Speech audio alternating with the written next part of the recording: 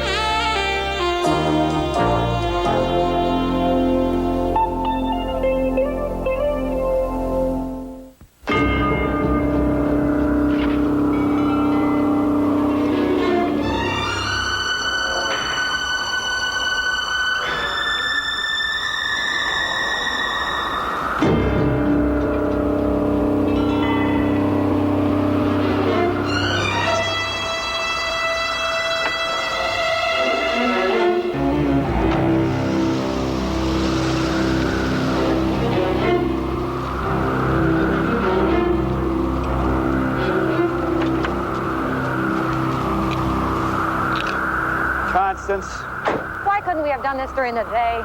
because I work for a living. I hate this house at night. All you had to do was give me the key and I could have done this by myself. Yeah, well, if I'd let you come alone, you would have taken everything but the walls. Sure, I would have stolen a 6-foot armoire. Not you, your lawyer.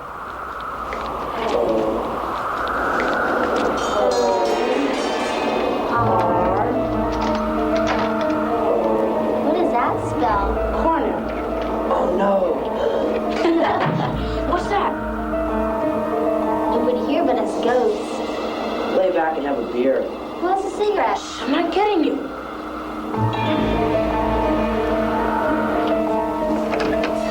Why couldn't we have done People, come on. Can you hurry up? I can't, it's too high.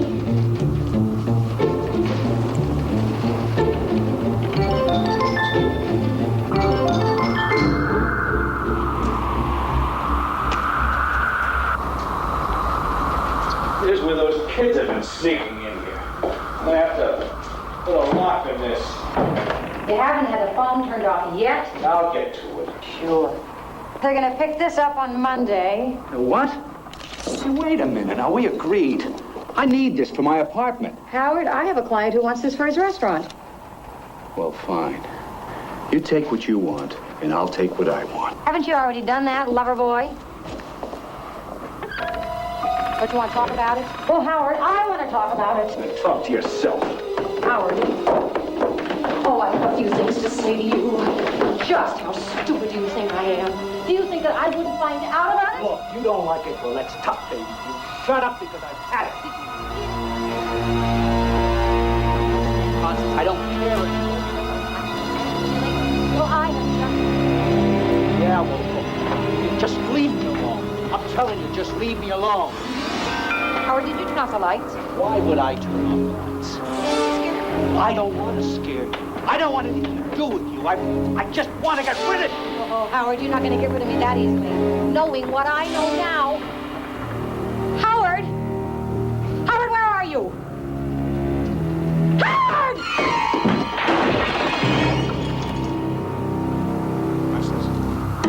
Constance! Constance!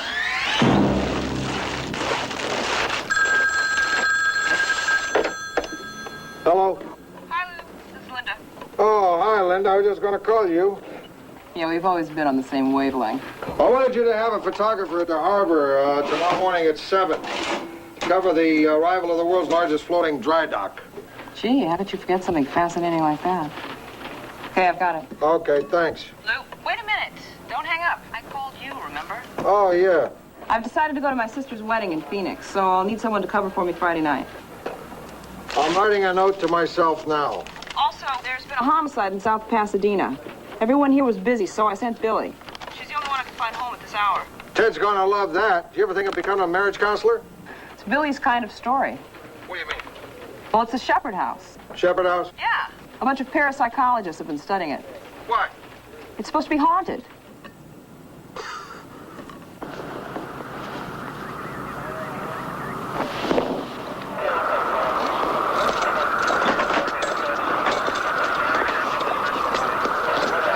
Newman. Frank?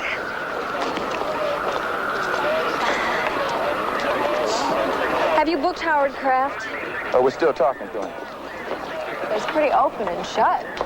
Well, let's just say he's a suspect, okay?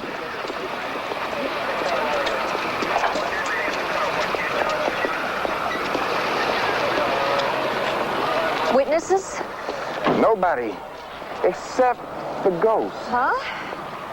You know, there's supposed to be spirits in there. You're kidding. You see anything spooky? Nothing I'd admit to you. Oh, come on, tell me. I won't print it. I'm just curious. Famous last words. I swear, I won't print it. Look, it wouldn't be good for my hard-boiled image. If you saw something, you saw something. It doesn't mean you believe in ghosts. Okay, but it wasn't much. Standing in the kitchen there, and this bar stool starts turning all by itself, and nobody was standing near it. You hard-boiled cops just love to put on impressionable young girl reporters. You? I wouldn't put you on.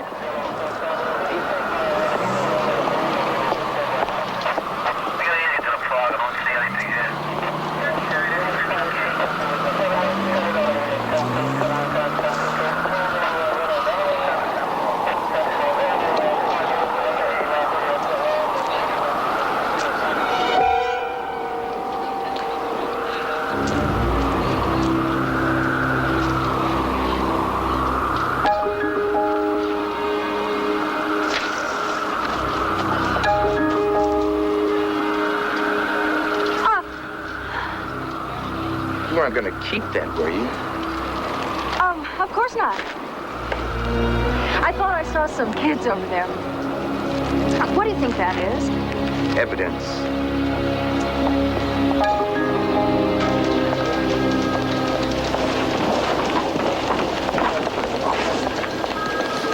Oh, hi, Billy. Glad you busted your buns to get in time for lunch. I didn't get home till 3 in the morning on that story. Oh, that's right. Homicide in South Pasadena. I pulled some clips on that house. It's supposed to be haunted, you know. No. There was a little girl murdered there 10 years ago. I remember that. Ever find the guy? No, I never did. That's funny. Sergeant Roche didn't mention that to me last night. Unsolved murders are not a source of pride in the police department. The house has been sold several times since then. People can't seem to live in it. They hear footsteps, see vases floating, hear screams and disembodied voices. That's a lease buster. This is creepy. The little girl who was murdered there was found on the staircase. That's exactly where the woman last night was killed. Can I have this? Sure. Rossi, I wanted to ask you, do you drive a red car? No, and I'm not in your space, Charlie. It's somebody else. My car is blue. Marion had one of her dreams. If it's about the fights, let's hear it. I went with her dream the last time I won a bundle. Nothing that big.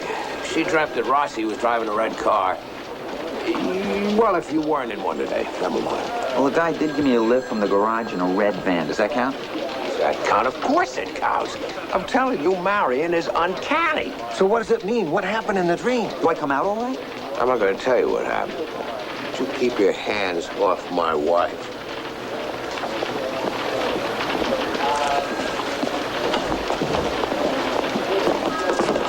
Just came in on City News Service. Going to make your story a whole lot more interesting.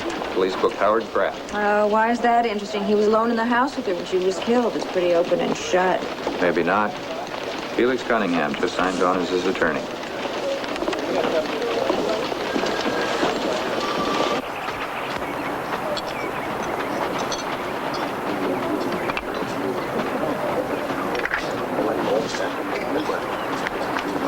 Is that like a dinosaur bone?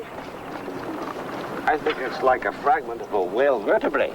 Well, then what's it doing up here in the mountains? Where we are used to be the bottom of an ancient sea, don't you know that? Are you an archaeologist or what? No, I just volunteer on the weekend. May I ask you a question, too? Sure. Why does a defense lawyer with an exceptional track record take on a hopeless case like Howard Kraft? That question doesn't have a lot to do with paleontology. Because it isn't hopeless. Mr. Cunningham, I'm Billy Newman from the Tribune. You don't mind walking for a story, do you? No, I read this as one of your interests. Are you on the newspaper's time or your own? I guess my own. You're very enterprising. You drop things a lot? No. Why? Here. Dust this very carefully. I took the case because, number one, in interviewing Mr. Kraft, I was convinced he didn't kill his wife. And secondly, the history of that house persuades me there are other forces operating inside it that could have been responsible for her death. Other forces. What are you talking about? Some people call them poltergeists. I don't care what the term is. But experts in the field have been studying the Shepherd House for a long time. So I've read. That house had 6 owners in the last 10 years. And since that child was killed there, other people have had strange experiences. They've fallen down or been thrown from those stairs where the little girl was murdered. I spoke with a young man hurt at the same spot. It was chilling. He said he was pushed by a pair of strong hands when there was nobody else near him. Who is the young man? You'll see him at the trial.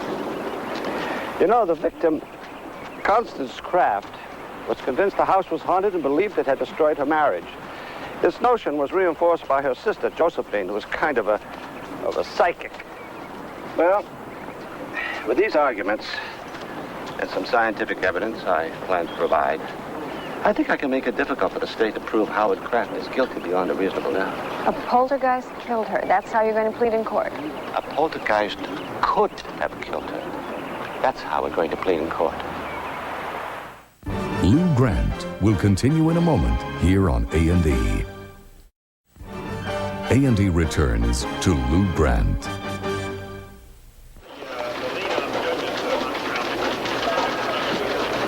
What are those, UFOs? I don't know what they are. I wish I did. Yeah, I thought you'd be getting into the extraterrestrial after your last story. It was interesting, wasn't it? You had fun writing it. Yeah, I did. It showed. What do you mean? Now, don't get defensive. That approach is probably okay for a story like this, except for the fact that a man is on trial for his life. Calling it the poltergeist defense tends to make light of it. Well, I'm sorry you feel that, Rossi, because if ever there was a time for healthy skepticism, it's when a lawyer claims that ghosts did the victim in. Like the kid who claimed watching TV inspired him to murder 4 people. Or the guy who said that eating too many cupcakes gave him a homicidal sugar high. Here are your notes. All I know is a man's life is on the line, and I myself would think twice before writing it up like a Halloween prank. Of course you would. A friend of mine used to hunt spooks. In an old farmhouse once, they thought they heard breathing. There was always this cold spot in the dining room. They found the cold spot, all right. The attic was drawing in air from the outside and creating a draft, and the breathing was a wild cat up in the attic. Yeah, I think all these things have simple explanations. It just takes common sense. I mean, spoon bending is a fraud. And oddly enough, Ouija boards always work better when everybody already knows the answer. That's what this is. What is it? This. Where's Lou? I guess he just vanished. We went to lunch. Lou? Lou, don't leave the building.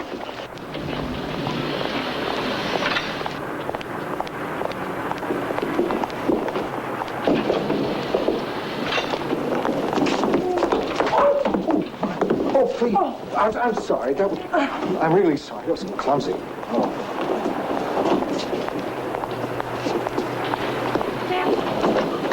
Oh, I'm glad I caught you. Charlie asked me to bring a copy on Burroughs' story to lunch, so naturally I forgot it. I figured out what the cops found outside the house the night of the murder. It's the marker to a Ouija board. And those kids I saw running away may have been witnesses. What makes you think so? Well, you don't play with a Ouija board outside in the dark on a cold night. I bet those kids were inside the house. Could be. Who do you think they are, neighborhood kids? I don't know. Can I try to find them? How are you going to do that? Maybe with a Ouija board.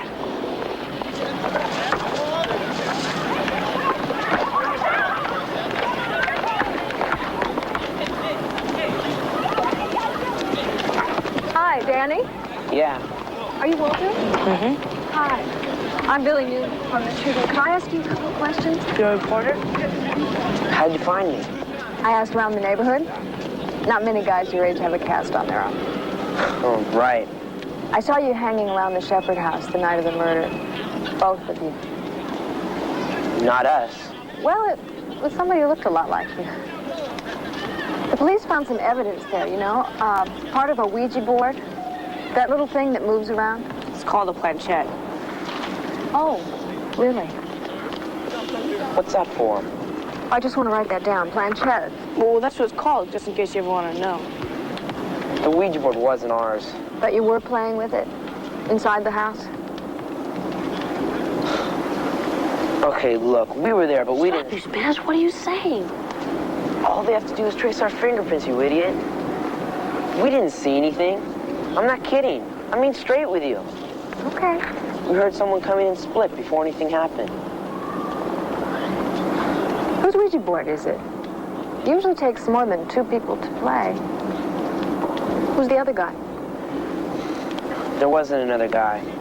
Okay. How'd you do that? I fell. Where? Like some steps. Sounds like you don't want to talk about it. I can understand. Did Mr. Cunningham say you shouldn't before the trial? Yeah. Okay. Walter, Danny, thanks. You've been a big help.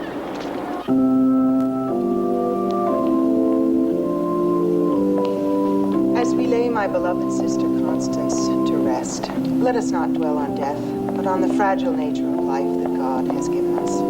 We mustn't think that Constance has left us. Rather, she has just moved on to another plane of existence, perhaps more peaceful than the one she left. I believe this world is a laboratory where we work out the mistakes of the past, to live without ego in the present moment, to be aware of the beautiful eternity before us and after us. Death is a curtain, and we go back and forth from different planes of existence until we have fulfilled our karma and we are ready to move on to higher realms, until we have reached the inner circle and we are one with God. Constance came to share these views with me, and although she has been taken from us by violent means, the lessons that she learned in this life have given her wisdom. She is safe now. She has come home.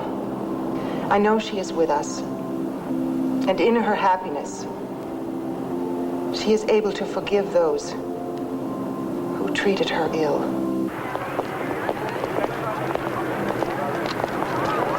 Mr. Cunningham? You certainly turn up on the strangest places. I know this isn't a good time, but do you think I could speak to Mr. Kraft? Howard, this is Billy Newman from the Tribune. Do you feel like talking? What do you think, Clark? There's nothing to hide. May I ask you if you feel your interests are well served by going with the poltergeist defense? You're calling it that. We didn't. I don't care what you call it. Frankly, I have no other explanation. I know I didn't push my wife. So you believe the house is haunted? Well, I didn't before, but, you know, Constance did. We used to argue about it. In fact, I think it contributed to the failure of our marriage. But now there isn't any doubt that there are forces in that house which we cannot logically understand. Would you care to expand on that? Look, I was 5 feet from her when she fell. None of my research has turned up evidence of poltergeists hurting people. They're supposed to be rather benign, almost playful. She went over that banister with a tremendous force, and I didn't touch her. Now, that doesn't sound very playful to me, does it to you? I'm innocent. It really is. Then why not just plead innocent? Can't you make a case for it? He had a deteriorating relationship with his wife. People saw them fighting in public. It's not that simple. Couldn't it have been an accident? The way she fell and the trajectory of the body indicate the victim was pushed. It's not going to be an easy argument. You can't put a ghost on the stand. I can hope to convince a jury that there was something unnatural in that house at that time. It sounds to me like you're trying to shift the issue from whether he's innocent or not to a debate on the existence of ghosts. I'm glad you're not on the jury. Lou Grant will continue in a moment here on A&E.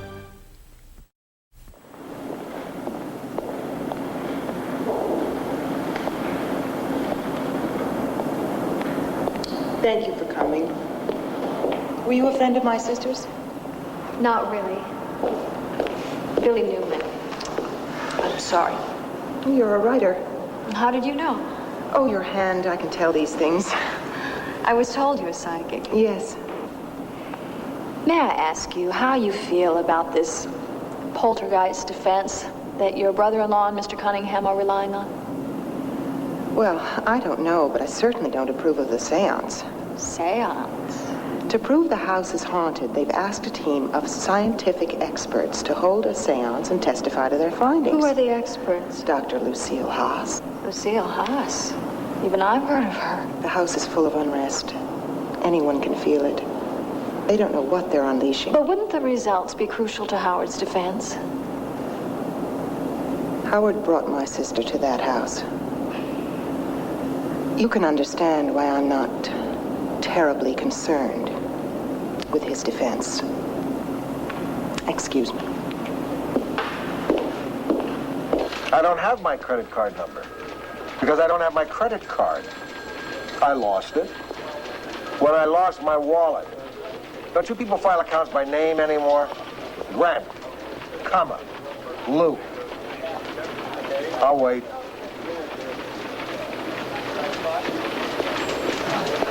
Music to get high blood pressure by. Did you check all of the pockets of all your pants? I've looked everywhere. Could it have slipped out when you bent over or something? Last time I did somersaults in the city room? Because you left it in the store. It was gone when I got to McKenna. I hope the old lady pickpocket from Bunker Hill didn't get it. You remember her? 82 years old. And what a pro. Oh, boy.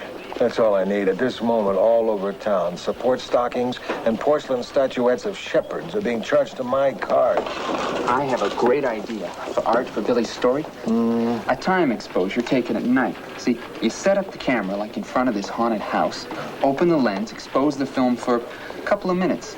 The effect is kind of ghostly and weird.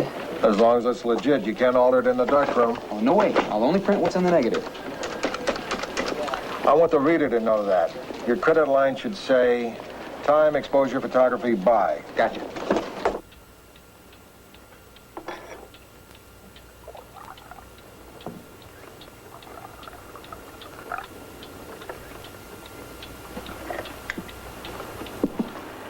In 90% of these cases, the person is haunted, not the house. So those cases you treat clinically. And the rest? 10% of the time, we really do find something interesting. Dr. Haas, you're a conventionally trained psychologist with, what, 25 years experience? Nearly 30. And you didn't have any trouble accepting these way-out theories of apparitions, ESP, paranormal experiences? Much of what was considered way out is commonplace in medical practice today. Hypnosis, near-death experience. I'm afraid I'm skeptical. Good. Stay skeptical. It's a healthy place to be.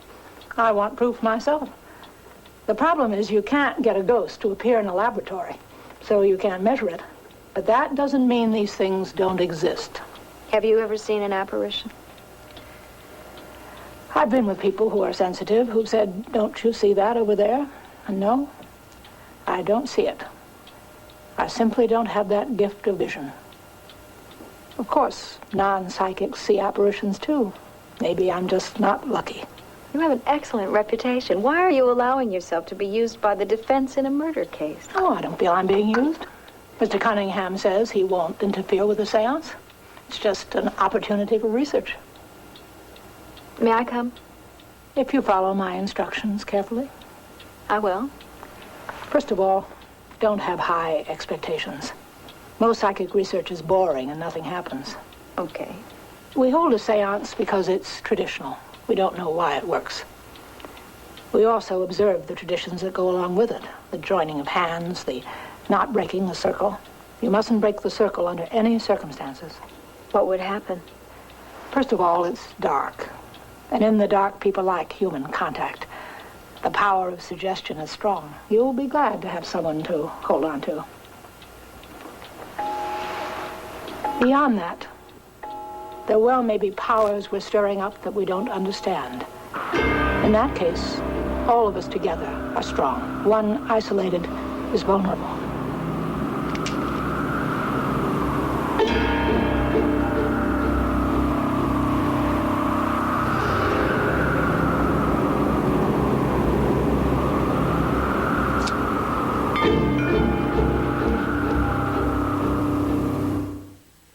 Lou Grant will continue in a moment here on A&E.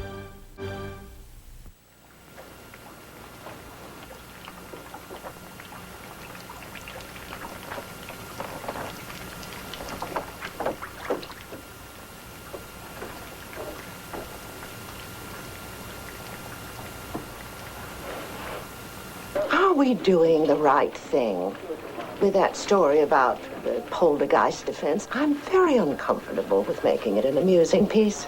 The readers love it. They're eating it up. Well, it's just not a subject that amuses me, dealing with the afterlife.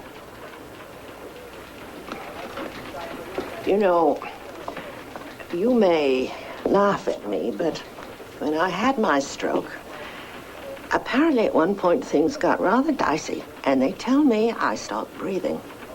Now, I remember a peculiar feeling of being lifted out of my body and floating above the scene, looking down on myself. I remember passing through a long tunnel with light at the end of it. And there were friends that I had known waiting for me. Well, I never did reach them because I woke up and found myself in the hospital.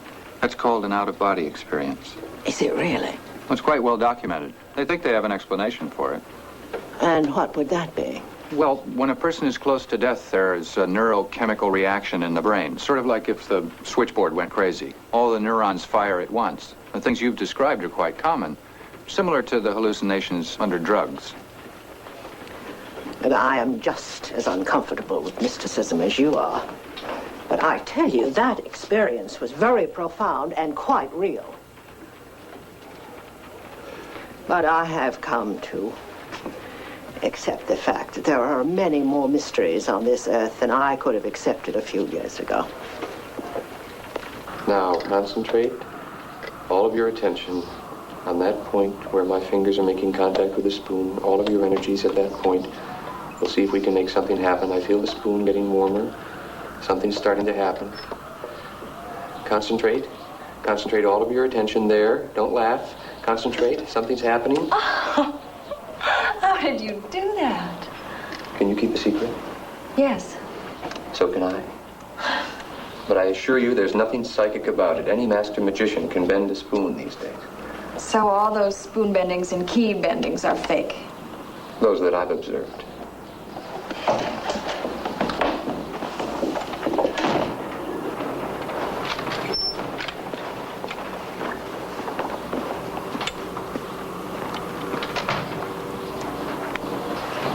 What's this? Don't touch it. We've pinned sewing thread top to bottom on all the doorways. That way, if anyone tries to sneak in or out when it's dark, they'll break the thread. Very clever. What else? Well, Dr. Haas and I have measured the entire house inside and out and compared those measurements with the architect's plans. We're looking for secret rooms, wide crawl spaces, evidence of the house settling which could account for creaking noises or doors closing by themselves, that sort of thing. Did you find anything unusual? Nothing at all. I think we can be certain that when we start tonight, we'll be all alone in this room. Excuse me. Let's go through some ritual here. Would everyone witness that these tapes and this film has never been opened? Witnessed. Witness? Billy? How do you find the house? Oh, there's definite coldness on the staircase. And just above the banister where she fell and getting some activity. This is Rose, our medium. Hello. May I ask you how much the defense attorney is paying for your services tonight? I never take money. I believe we should give freely of that which is given to us. Shall we settle down?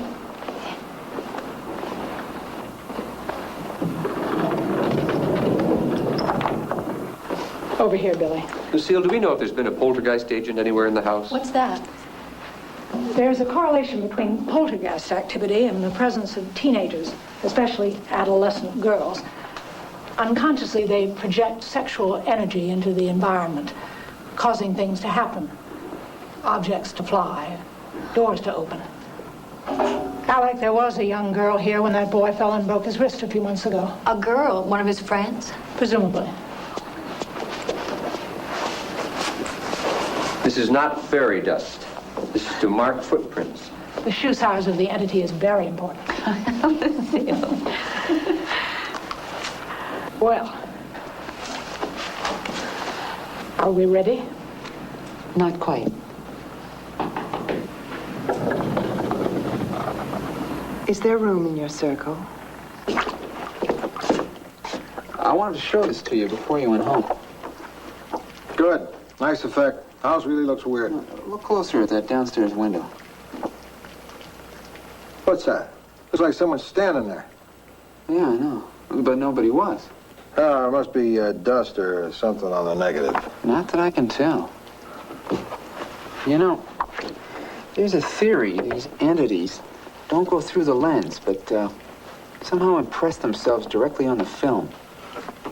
Are you asking me to buy that? Oh, no, I don't believe any of that stuff. So what are some other explanations? Oh, reciprocity, failure, old developing chemicals, flaw in the paper stock. Did you check all those things? Yeah. I don't think it's any of them. So what's your explanation? Are you telling me this is a picture of something supernatural? Well, I don't know. I think it just kind of happened. Keep your eyes open. Don't be afraid to speak up if you see something so a photographer will know where to shoot. Now familiarize yourself with every reflection and glimmer of light so you'll know if you see something unusual.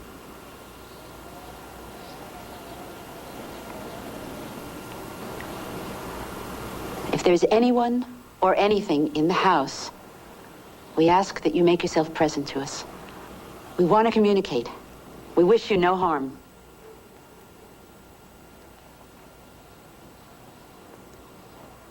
What's that? Where? Over there, against the wall. Is it? Oh, no. I'm sorry. It's coming from the flash gun, the back of it. It's the ready light. I knew it was too good to be true. Billy, are you all right? Yes. You squeezed my hand so awfully tight. I just didn't expect it, that's all. Tell us if you want to stop. We've all been through this before. Thanks. I'm fine.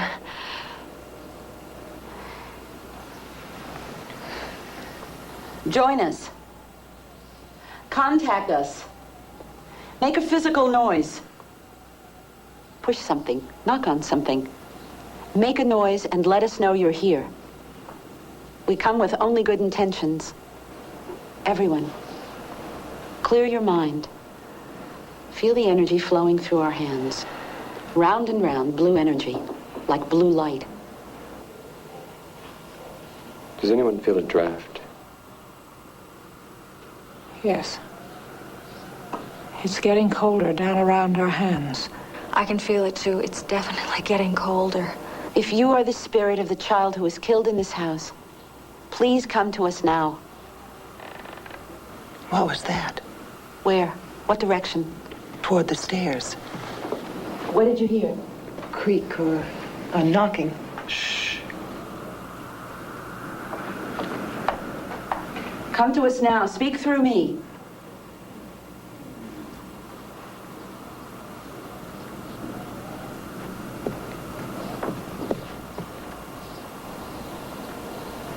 Tell us your name. Give us a sign. It's over there. It's over there. I see it. Keep shooting. Don't stop. Lou Grant will continue in a moment here on A&E. Look at that. Look at that. I love it. A book on the floor. Stop the presses. Yeah, but a second before it was on the shelf. Stop the presses again. I mean, it went flying through the air. The photographer just couldn't catch it in time. Uh-huh. Listen, First there was this cool breeze. We all felt it, even though the windows were closed and it was hot and stuffy in there. And then right after we felt it, this book comes flying out of the bookshelf. I swear to God, all by itself. Come on, nobody was standing near it? No, and there was not a mark on the talcum powder. None of the doorway threads were broken. How did that book move? Today's Army wants you. Me? I'm not kidding. Just had a call from the U.S. Army. They would like you to brief them on everything you know about the Shepherd House and the Kraft murder case. Oh, no. Did you agree to that? Gave me a lot of stuff. Boy, is it impressive. For instance, the Army, the Navy, the CIA, the National Security Agency, they've all been involved in psychic research. That's cute. Each one trying to find out what the other's doing. You mean the government is really putting money into this? Apparently they are. They don't say how much. The Russians are doing it too, and they're supposed to be ahead of us. They've spent millions on psychic research, and apparently they make breakthroughs in Kirlian photography. You mean taking pictures of auras? Right.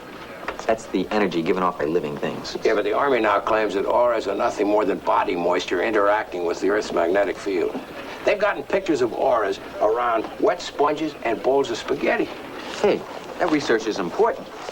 I heard the Russians have a spaghetti bomb. I can't believe you'd give those guys access to what Billy learned. Are you crazy? I'd never do that. So what'd you tell them? I told them that we wouldn't cooperate. And I turned them over to a great source, Marion. She'll keep them busy for a while. You know, Lou, I did find out something interesting last night. There was a girl in the house the night that boy Danny broke his arm. I thought they were protecting somebody, but it never occurred to me it was a girl. You think she was there that night and witnessed the murder? She may have seen something they didn't. Why don't you follow that up? But first you better tell the police what you know about it. Okay, I'll call Sergeant Roach.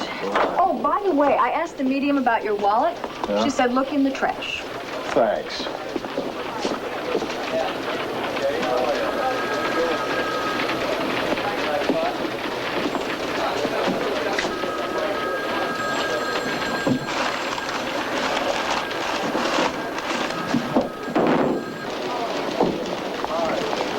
Hi.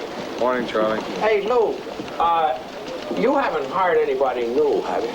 I'm consulting you? Of course not. Good morning. Oh, hi, Donovan. No, that's not why I'm asking. Marion had another dream last night. She's quite disturbed by it. She said there was a new man in the sitting room who was in terrible danger. She saw blood all over the place. I know it sounds silly, but she didn't sleep all night. No new men around here. No new women. So I asked. Billy Newman? This is Josephine Bowers. I'm calling from the Shepherd House. I had to let you know there's something very wrong here. What is it? Ever since last night, I've had the very strong feeling that a child was still trapped in this house. What we saw was an entity, letting us know it was here. Now I know it's in great pain. It's talking to me. Talking to you? Through the cards. It needs to be freed. The poor thing doesn't even know it's dead. I think it's the ghost of the little girl who was murdered, and it hasn't passed over to the other side. It's still trapped. Listen, Josephine, what we saw last night may have been the house settling or a trick of some kind. No. I'm here, and I feel it. I'm going to set it free. Will you come here now? I think we should have other witnesses. We shouldn't be there alone. We won't be alone.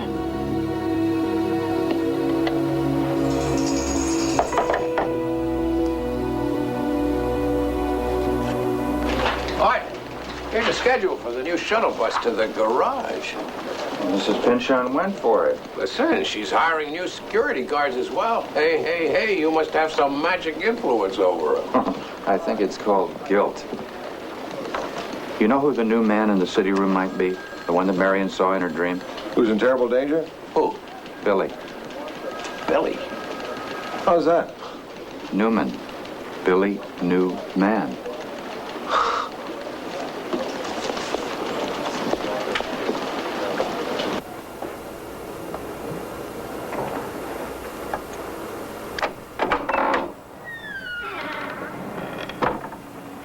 Hello?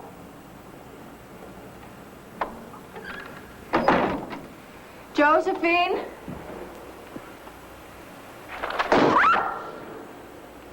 Oh, Billy. Oh, I'm sorry. Are you all right? Yes, I'm all right. I was just trying to see how Constance could have fallen where she did. It's true. An object would have to be thrown to go that far. I'm glad to see you. Don't be afraid. Oh, I'm not afraid. Spirits aren't evil, just people. I just felt too sick to tell anybody. And the more I waited, the more I knew you'd all be mad. I didn't know anything about this. She'd been in bed all week with a stomachache. It's okay, Emily. Nobody's mad at you. Just tell me what you saw. I was hiding, but I could hear what they were saying.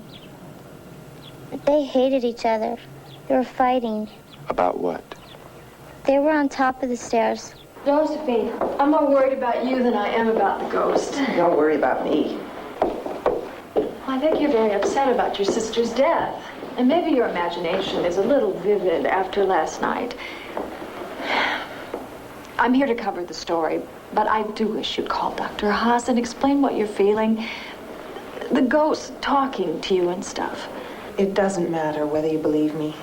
It only matters that you're here. They were saying stuff about this woman. What kind of stuff? That she and the man, you know. I think I do, Emily, but you have to tell me because this is very important. That he and this other woman have been making love. What was this other woman's name? Did they say? Oh, they said it a lot. Josephine. Josephine. Right. She was saying, how could he do this with my own sister? Right in front of my nose, with my sister. This is the spot that it always happens. So are you getting any feelings? Look how far she fell. Yes, you see, something had to push her. Oh, no. It's back, and it's coming from the basement. You gotta be kidding. Come on. No, I'll wait right here, thanks.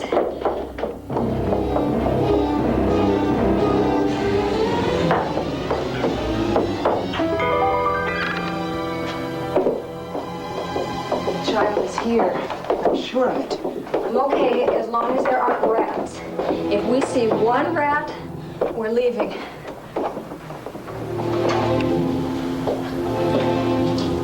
Over here.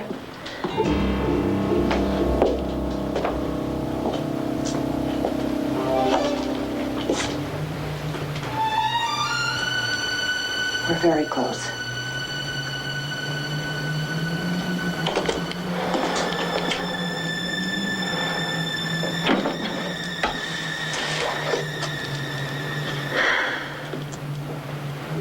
These are good skis.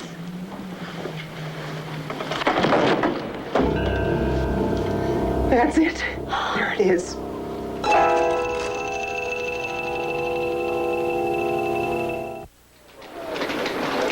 If you've ever seen a trial turn around on a dime, you should have heard the testimony today. What? The little girl told the jury all about how she heard Howard and Constance fighting. It turns out that Howard was having an affair with Josephine, his sister-in-law. Josephine was sitting in the courtroom. She turned as red as a beet. Oh, good. And I thought Cunningham, the lawyer, was going to have a stroke. The poor man was trying to keep his cool, but you could tell it was the first he'd heard of it. Isn't that the way?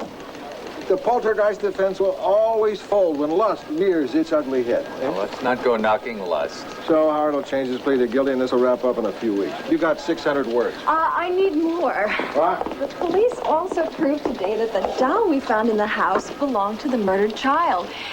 And since we took it out of the house, there's been no strange activity. The spirit was laid to rest. By the way, Lucille Haas called you.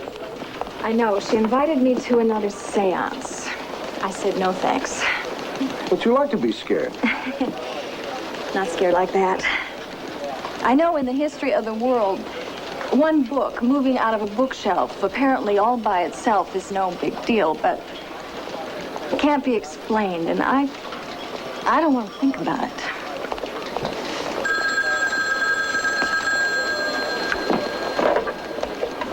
City desk. Yeah, I'll accept. Hello, Lieutenant. Yeah, that sounds like mine. Great. Send it back anyway. Yeah, it has sentimental value. Thanks a lot for calling. Yeah, okay. They found my wallet. Where was it? San Francisco. Somehow it was stolen. They took the money and most of the credit cards and then threw the wallet away. They found it in the bus station. In the trash.